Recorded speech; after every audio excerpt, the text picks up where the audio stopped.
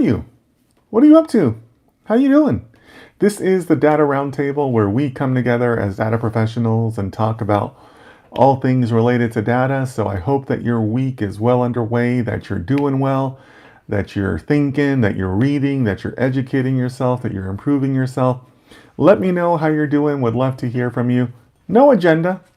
I just show up here, I facilitate, I hold space, and whatever happens, happens, right? So let me know what's on your mind. Let me know what you'd like to talk about today. I love the fact that I stream twice a day. I stream here on YouTube and then I switch over to Instagram, and I love the elevated conversations that we seem to have here on YouTube. So really appreciate all of you that stop by and chat with me and just share your thoughts. Really glad to get the day underway here. I kind of had a little bit of a busy morning. I got up, went and did my dog things. I did my coffee, and in fact, I finished my coffee already. And I actually got some coaching myself this morning. You know, guys, it's important to keep on learning, keep on developing yourself. So I'm working on some parts of my business, and I actually got some coaching myself this morning. You know, it's important to do that, right? It's important to keep on developing yourself. So even me at my level, I'm doing some coaching or receiving some coaching, I should say. But yeah, otherwise I'm doing great. Osama says, "Hi, sir. I hope everything is going well." Yeah, Osama, nice to see you. Thanks for being here. Osama is such a great supporter from Morocco. Yeah, everything is going very well. How are things going for you, Osama? Would love to hear about you. I know that you know, you're just outside of Casablanca, so I hope that you're well out there, that the weather is treating you good, that your family is well, that your work is well. Let me know how you're doing, Osama. But no, everything is fine on my end. The weather is beautiful. I've got some clients to take care of today. Once I finish my streaming, I'm going to go swimming. I've been getting into swimming so that I can lose some weight because I'm too fat. But I've been getting my laps in. I'm feeling really positive about that. So Osama, thanks for asking, but I'm doing really good. Thank you so much. Kartik, our new friend Kartik. Kartik, I appreciate that you keep on coming back. Thank you, my friend. Kartik says, "Good evening, sir." Good evening to you too, Kartik. Hope you're doing well. Let me know how things are going in your part of the world. Um, Hopefully you're doing well, you're studying, you're moving forward. Let me know how you're doing there, Kartik. Michael, my good friend Michael, how are you, my friend? Says good morning. Good morning to you too, Michael. Hope that you're doing well. Hope that you and your family are good out there. So let me know what you guys would like to talk about. Osama says, "I'm good, sir. Thank you. And the weather is great today." Nice. Um, casual, excuse me, Doctor Casual Economist has joined the chat. Everybody wave to the doctor. The doctor has entered the chat. Everybody on your best behavior. Doctor Casual Economist is here. "You led me down the dark path, Dennis." Which one is that? Casual Economist, you and I have had many conversations that could lead down dark paths. So I'm thinking, what, Chick-fil-A breakfast or swimming? Are you getting into swimming now, or are you doing more data work? Let me know what you mean, Casual Economist. You have to be very specific when talking about dark paths. Kartik says, "I'm writing assignments." Good, good. Kartik, I love it. I love that you're putting yourself out there saying, "Hey, this is what I'm doing to improve myself." So good for you, Kartik. Appreciate you sharing that. Guys, geez, I don't know if it's the lighting or the camera, but look at this hairline. Oh my God, my hairline is bad today. Oof, look at that thing. Ooh, that is way back there. Oh my God, might be time to book a trip to Turkey over here. Oh my God, look at this hairline. Goes all the way up there. Oh, guys, this is not a good camera day. Oh my gosh. Sorry, guys. Sorry for a little side quest there, but geez, my hairline looks terrible. You know, I saw a video that said that they're doing a lot of hair transplants in Thailand too. Apparently, there's some good places in Thailand, but geez, oh my God, this looks terrible. Woo. Uh, Casual Economist says, "I'm addicted to Chick-fil-A breakfast." Oh, yes. Oh, yes. For those of you outside the US, we have a restaurant called Chick-fil-A. It specializes like in chicken sandwiches, chicken salads, wraps, things like that. But they're known for being very, very good. And the breakfast at Chick-fil-A, they have these biscuits with chicken in them. They are delicious. I owe about 20, 30 pounds on my body to Chick-fil-A breakfast. So casual economists, be careful. They do become addicting. You get the little biscuit with the chicken, and then you put some of the strawberry jam that they give you, and then you cover with another biscuit. Ooh. Ooh. But I will say, casual economists, I was very proud of myself yesterday. I woke up and I thought, man, I want some Chick-fil-A breakfast. But then I thought, nope, I've been swimming. I've been doing good with my laps. I passed the temptation to go get Chick-fil-A breakfast yesterday. I was very proud of myself for that. But casual economists, hang in there. Excuse me, it is indeed addicting. Kartik says, what's the story of that hairline? I know, right? Ugh. This hairline's looking terrible, guys.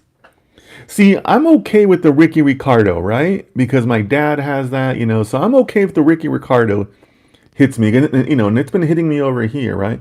But this is what I'm having trouble with. I've never seen it this far back, like down the center. Oh my gosh.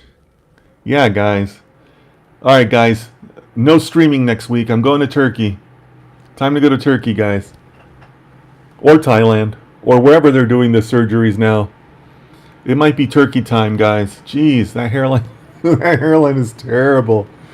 Yeah, Kartik. I think a lot of you in the chat are much younger than me, so you don't have these problems to worry about yet.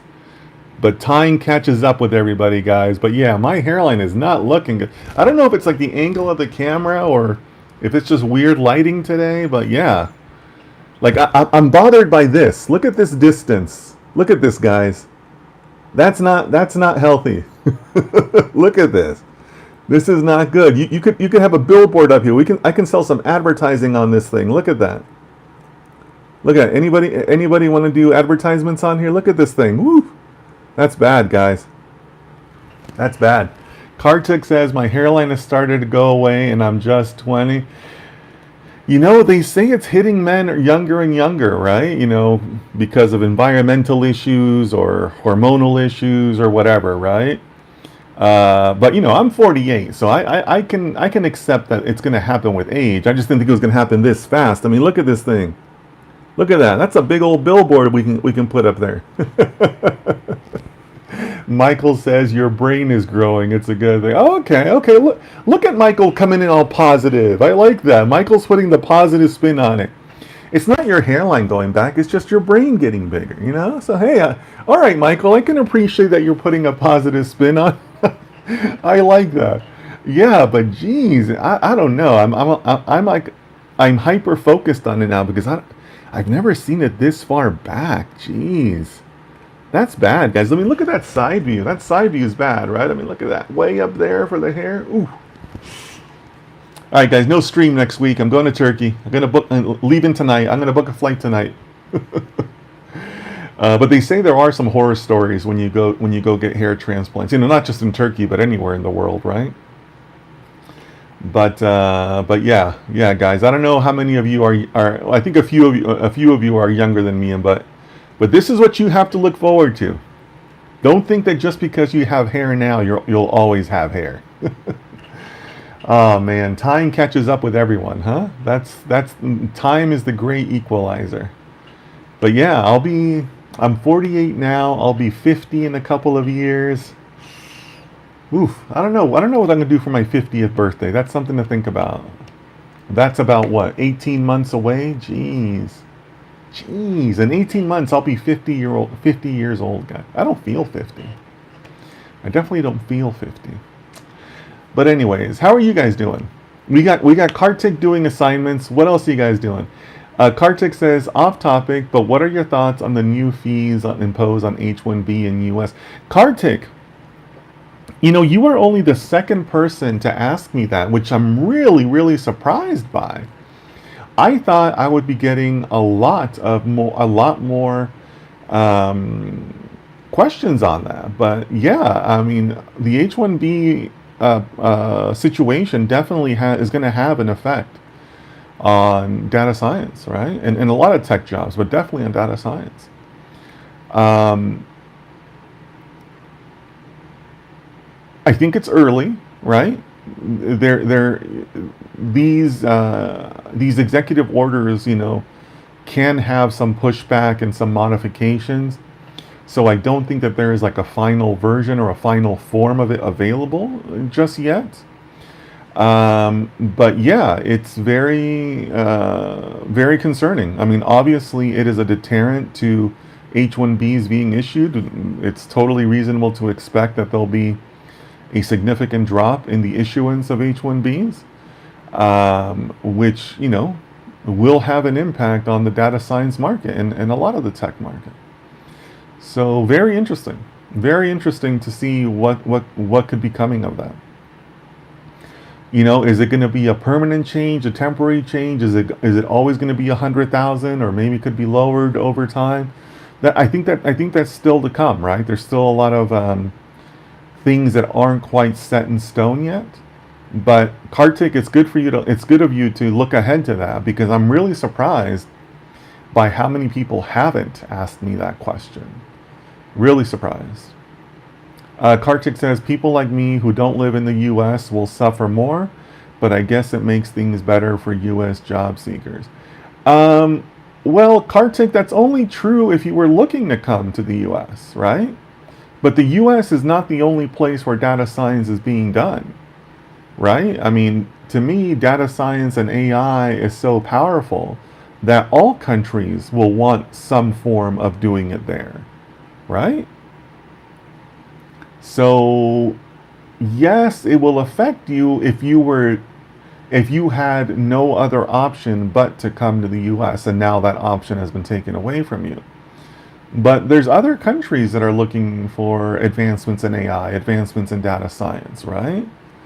Like, data science is not exclusive to the US. So, Kartik, I can't quite remember what country you're from, but it doesn't matter. Your country will be looking for data scientists and AI specialists, right? I mean, to be frankly honest with you guys, that's one of the things that kind of bothers me, that when I think about long-term AI, there is a danger of entire regions of the world falling behind in AI, right? I mean, you can fall behind really, really quickly with AI. So every country should be looking to shore up their AI resources. Every country, right?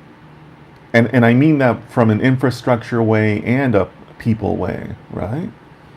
So, Kartik, there should be a demand locally for AI and data science specialists.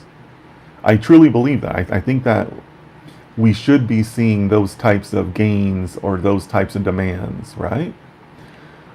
So let me know what you guys think in the chat. Again, I'm really surprised how few people are asking about it, because I think it's an important topic.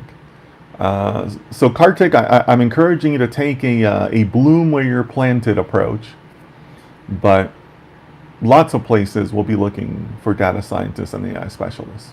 So keep studying, keep working. You said you're 20 years old, so you still got plenty of your career ahead of you. You're not an old man like me just yet, but you got I think there's reasons to be optimistic. There's reasons to be optimistic out there. So let me know what you guys think. Maybe other people have other views on the H-1B.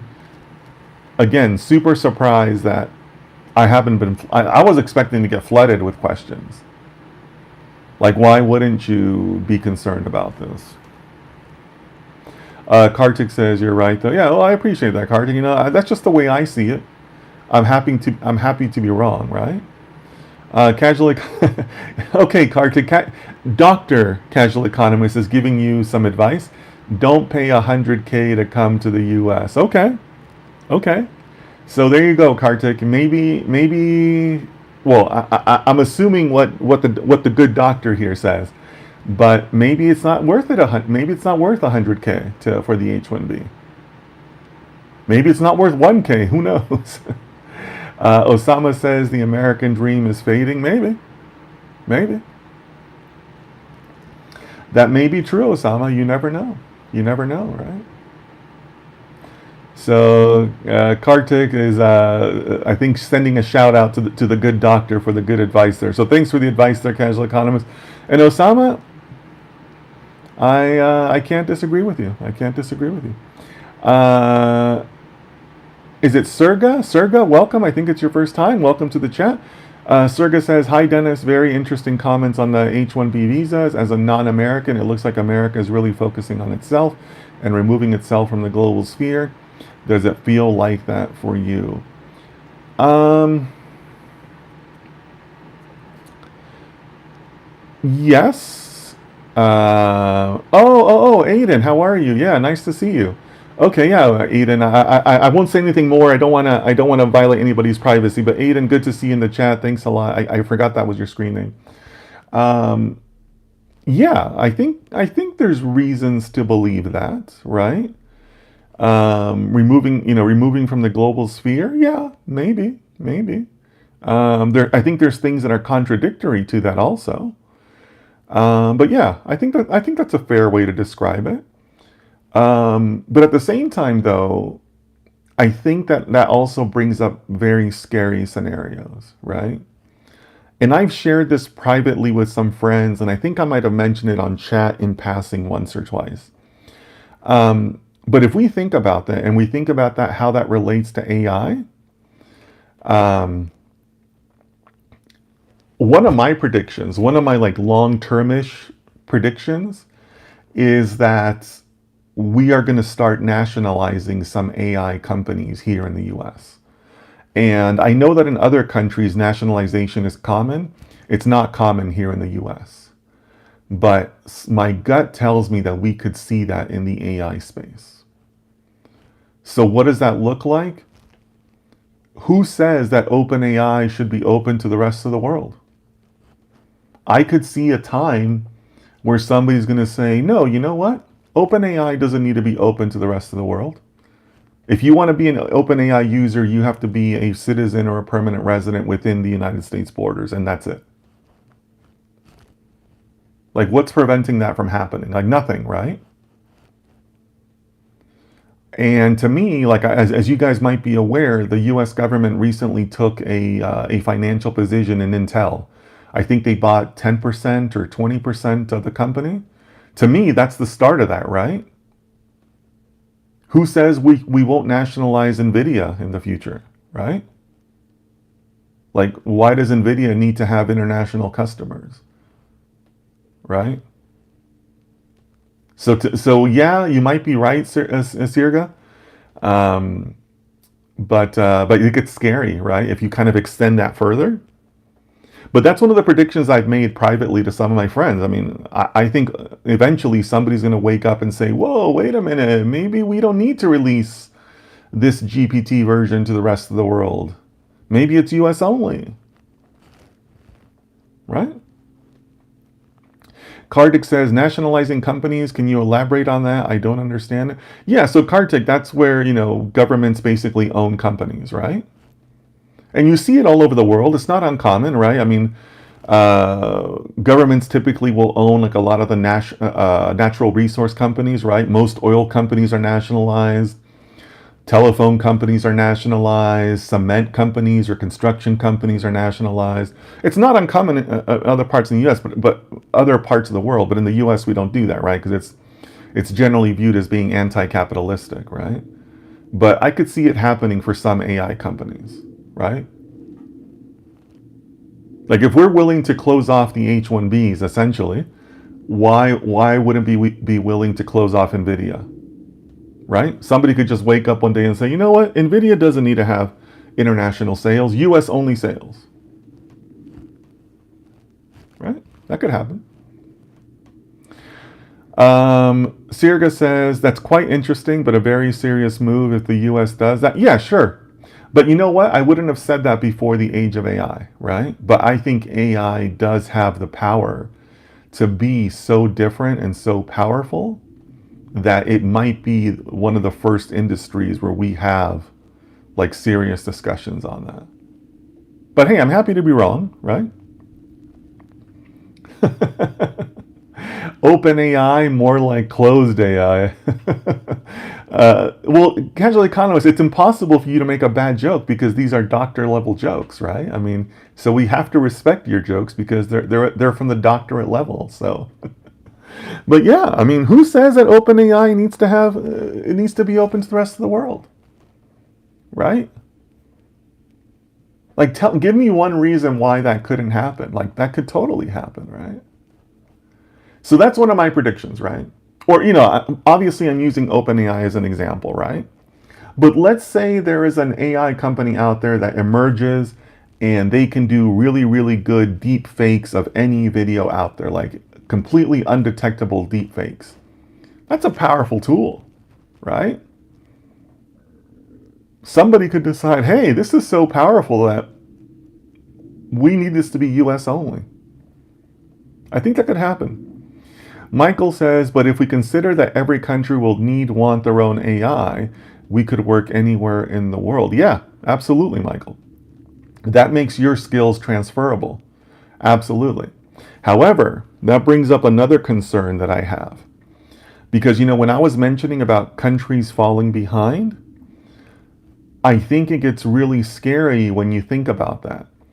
Because, Michael, if you're saying, okay, every country needs their own AI, well, what else do you need? Well, you need your own data centers too, right? And if you need your own data centers, what else do you need? You need massive electricity. And electricity is not an AI issue, it's a country infrastructure issue. And a lot of countries out there don't have great electricity infrastructure, right? We still have countries that have blackouts. We still have countries that have planned rolling brownouts. We still have countries that have above ground power lines instead of below ground power lines. And above ground power lines tend to be more susceptible to weather and all other kinds of things, right? More wear and tear, so on and so forth, right? So, Michael, I agree with you, but that doesn't mean that every single country or region will be available. Some countries will need 5-10 years just to get their infrastructure, their electricity infrastructure, up to speed, right? So that's where I kind of fear that countries are going to fall behind, because if you're living in a country that doesn't have enough infrastructure and you're going to need to invest 5 years into your electricity, well, where is AI going to be in 5 years? We've seen how far it's come in 3 years, right? In 5 years, it'll be like, woof, right? So yeah, Michael, I agree with you, but there's countries that need to take a lot of steps before they're fully ready for AI. It's not everybody is ready to go right now, and I'm fearful of that. Right? I think there's a lot of negative things that can come from that.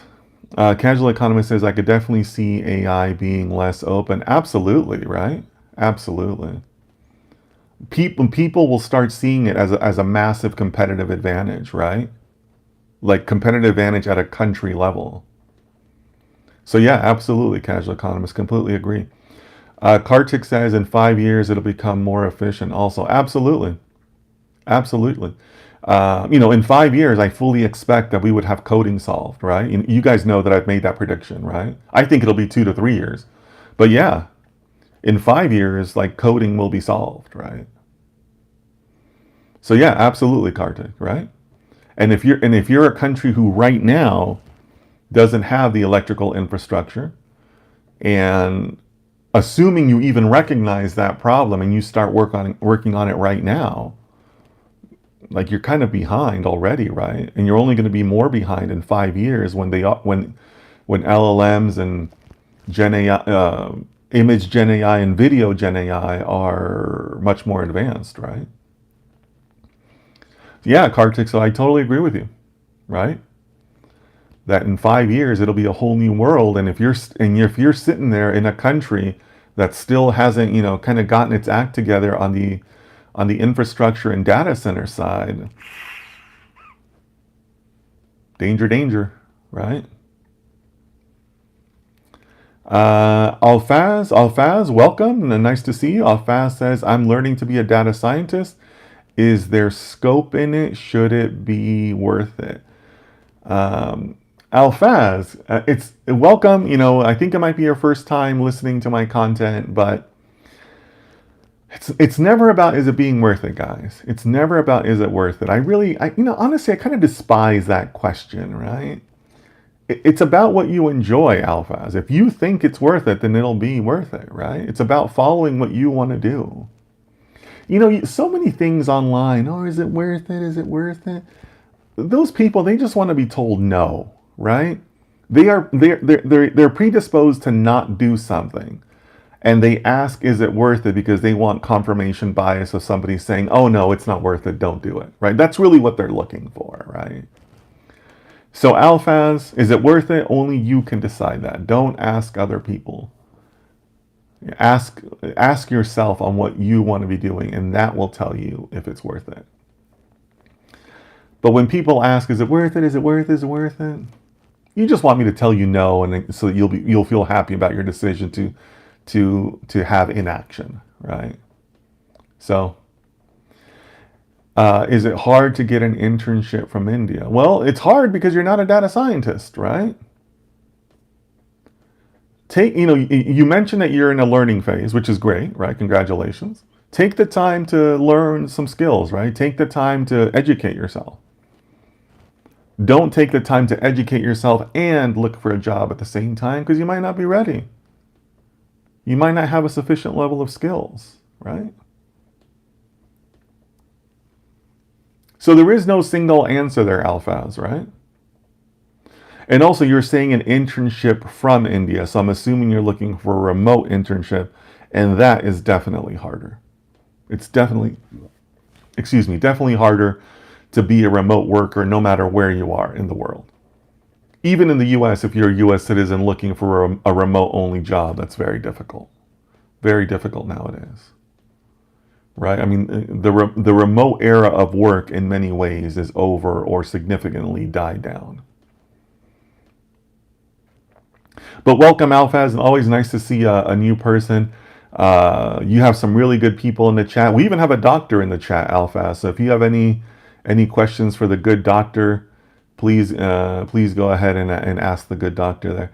Alphas says, how much time will it take me to start finding a job? Well, it depends on you. What does your study path look like? What is the extra work you are willing to take to go from your academic to the real world stuff, right? Michael says, my graduate program did a great job getting students internships. Nice. That's good to hear, Michael.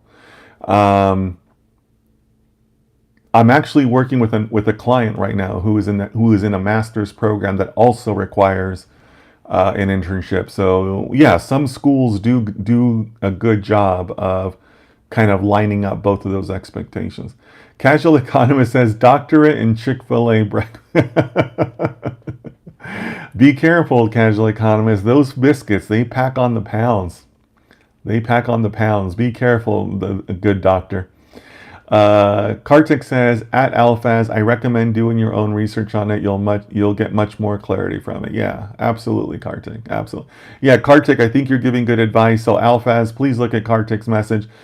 So to his message, I would also add, you're going to have a learning phase and you're going to have a work phase. Those two do not cross over.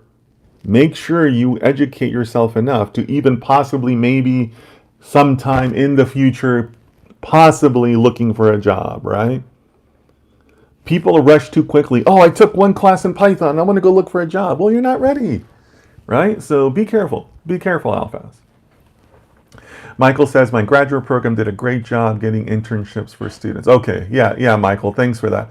Yeah, I mean, there are some programs that are better aligned, and that relates to the alumni network and the region and the type of degree and all that. But yes, there are definitely some schools out there that are pretty good, right? And like I said, I'm working with one client now who their program is half like school, half internship. But this is at the master's level, which is also what Michael's referring to. So I think it's a little bit different. Alphas, I'm getting the sense from you that this is more of an undergraduate program as opposed to like a master's program. Let me know in the chat if I'm wrong on that. But yeah, at the master's level, it does seem like there are some good programs that will do that. At the same time, though, there are some that don't do that at all, and the graduates aren't very good, right? And I say that because these are people who come to me for coaching because they graduate and they have no practical skills. And that is not, you'd be surprised because I get people from all the big programs. I get Berkeley graduates, Michigan graduates, SMU graduates, Georgia Tech graduates, University of Chicago. Who else? I've gotten a couple others. I can't remember. But yeah, I mean, they graduate from these programs, these masters in data science, and they have like no practical, like zero practical skills, right? So yeah, it's unfortunate, but it sounds like you went to a good program there, Michael. So that's good. So yeah, guys, I can't wait to finish my streaming today so that I can go hop in the pool, go do my laps. I swam a 1/4 mile yesterday, which I know doesn't sound like a lot, but I just started swimming last week. I just got my goggles, so I'm getting my exercise in. You know, I have a pool here in my community that basically nobody uses in the mornings. So I'm out there by myself, just swimming, doing my little laps. I do the breaststroke. I do my freestyle. I try to not think about Chick-fil-A because otherwise I'd go swimming and then I'd go buy Chick-fil-A, right? Because you think you've earned it. I did a workout. I've earned my breakfast, right? But yeah, guys, so got to do a little bit of data science to exercise the mind, but you also got to exercise the body. So I'm looking forward to doing that once I finish here. Kartik says bye-bye. Okay, Kartik, thanks a lot. Thanks for stopping by. Keep on coming back. You've been a great addition to our little chat group here. Really appreciate you coming back because I know you just joined us like a week ago or 2 weeks ago. So thanks for being here. So what else do you guys have going on today? Anything else you guys want to chat? What else are we doing to improve ourselves today? Let me know. Seems like there's not a lot of big news coming out this week on the AI front. There's certainly a lot of big news coming out on the international news front, which I think will closely tie more and more to AI. But yeah, Casual Economist says, I gotta work out. Well, yeah, you do, because you just had Chick-fil-A breakfast. So yeah, you should definitely work out, get some exercise in. You know, they say it also helps, you know, to move the blood in your brain and give you new ideas, and the oxygen in the blood always helps, blah blah blah blah. I just like the way the swimming makes me feel, you know. Also, you know, I heard this thing about how, you know how when you get in a cold pool, it kind of hurts, but they say that there's like a nerve in the front of your brain that if you dunk yourself and you get that nerve cold, it helps the rest of your body adjust. I can't remember what the nerve is. They say it's right here. But I've noticed that does help. Like, because my pool here is kind of cold. It's an outdoor pool. So I kind of wade in a little bit, but then I force myself to dunk myself, and you feel so much better after that, right? Like you dunk yourself, you'll shiver for like 10 seconds, but then you feel great after that, right? So I've been learning a lot about my body and swimming and all that. So it's been a good experience to do that. So yeah, Casual Economist, definitely encourage you to work out. I have another friend of mine who swims, so we kind of are trying to help keep each other accountable. But yeah, working out's a good idea. All right, guys. Well, thanks a lot for the great conversation. Really appreciate all of you. Good chat today. Good mix of people today. Join me over on Instagram if you'd like. I'm going to hop over there, and then we'll see what the rest of the day brings. So as always, you know, please take care of yourselves, take care of your families, and I will see you again tomorrow.